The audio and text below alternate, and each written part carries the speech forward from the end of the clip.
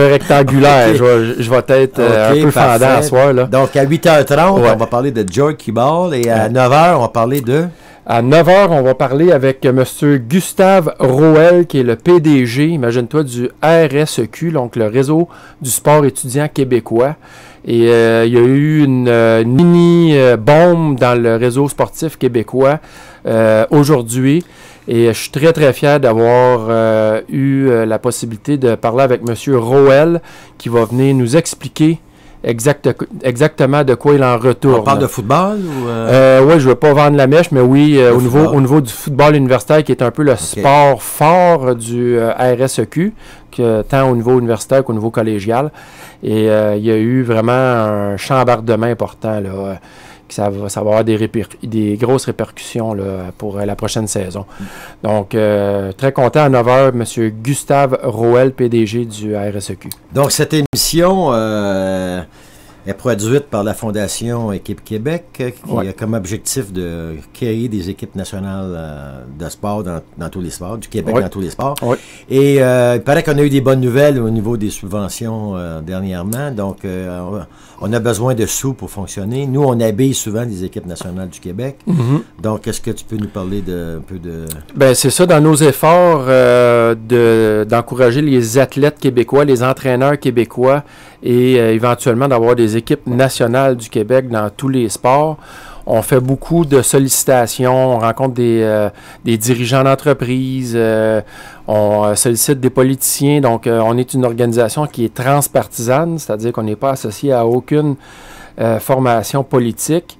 Et on veut rassembler les Québécois autour de ce magnifique projet qui est de se rallier derrière nos équipes sportives, peu importe nos opinions politiques, et de fêter notre identité nationale et d'être tous derrière notre équipe pendant quelques heures, prendre une bière, un café et de célébrer ensemble. Puis après ça, on retournera à nos divisions qu'on connaît bien. Donc, on a eu une grosse nouvelle hier. Non pas par l'ampleur du montant, parce qu'on parle de 250 $. Je dis ça parce que tout ça, c'est public, là, quand on reçoit de l'argent des députés, des ministres. C'est de notoriété publique, donc ça me fait plaisir de le partager.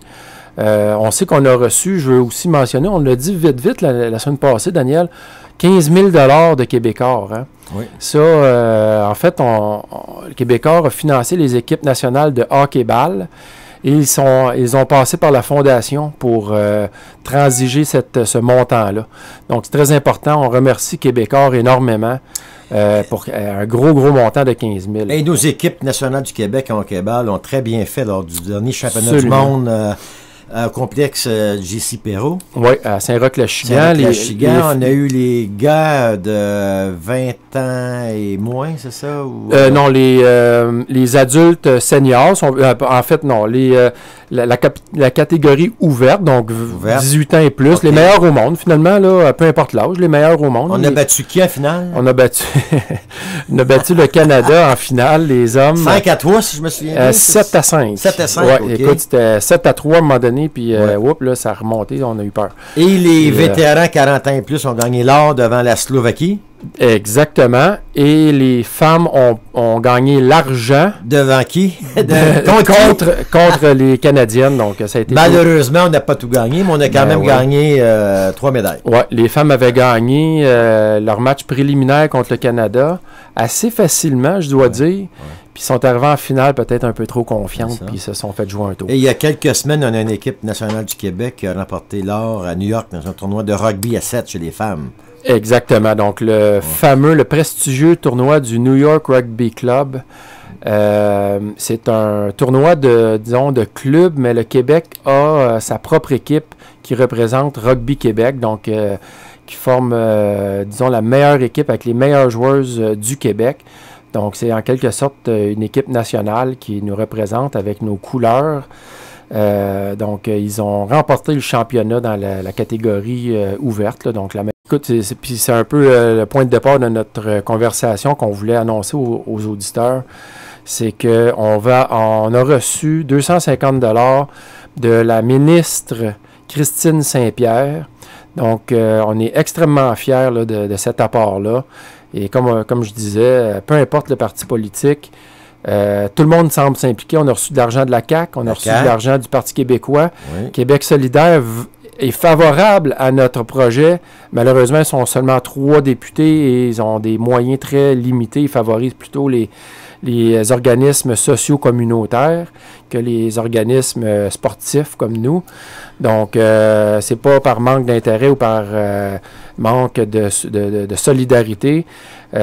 Donc, on a les 4 partis qui sont représentés à l'Assemblée nationale. C'est un projet rassembleur. Ah, absolument. Puis, tous les Québécois ont le droit de s'exprimer au niveau international contre d'autres nations dans le sport. Donc, on est content de voir que tous les partis politiques nous encouragent et nous aident. Donc, écoute, c'est exceptionnel.